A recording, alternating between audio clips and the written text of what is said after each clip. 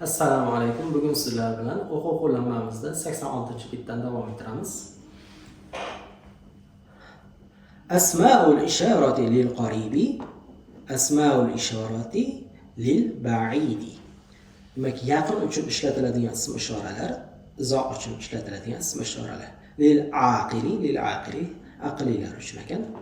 Hada talibun, bu talaba. Haula'i tullabun, bular talabalar. Hadihi talibatun, bu talaba qiz. Haula'i talibatun, bular talaba qizlar.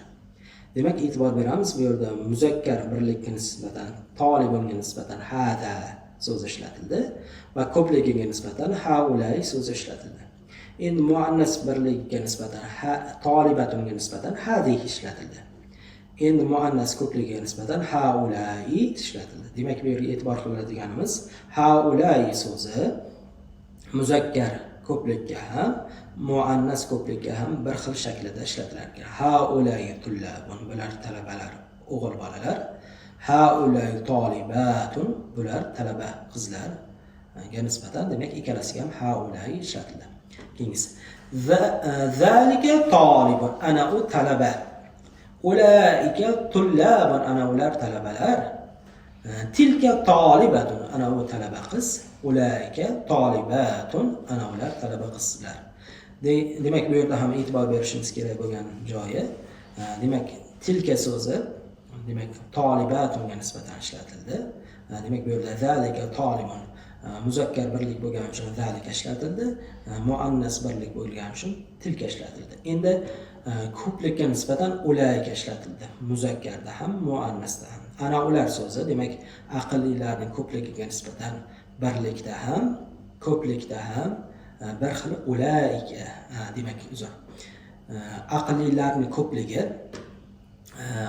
bular muzakkar ko'plikda ham, muannas ko'plikda ham bir xil ulaika so'zi ishlatilar ekan. Muannas ko'plikda ham, muzakkar ko'plikda ham, demak, hammasida ulaika ishlatilar ekan.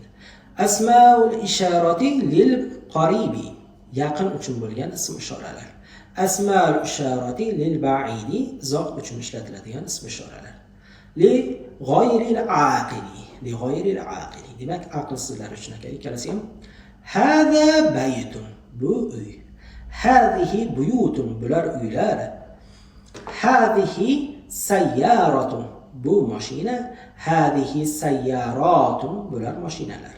Demak, hada baytun, bayt muzakkar birlik bo'lgani uchun hadani ishlatdik. Endi aqlsiz narsa, baytning ko'pligi buyutun, aqlsiz narsa bo'lgani uchun ularga nisbatan ko'rsatishda birlik muannas shakl hadihi ishlatilar ekan. Hadihi buyutun.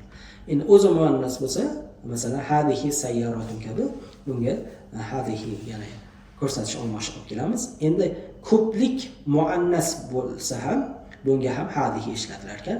Hadihi sayyaratun, bular mashinalar. Zalika baytun, ana u uy. Tilka buyutun, ana ular uylar.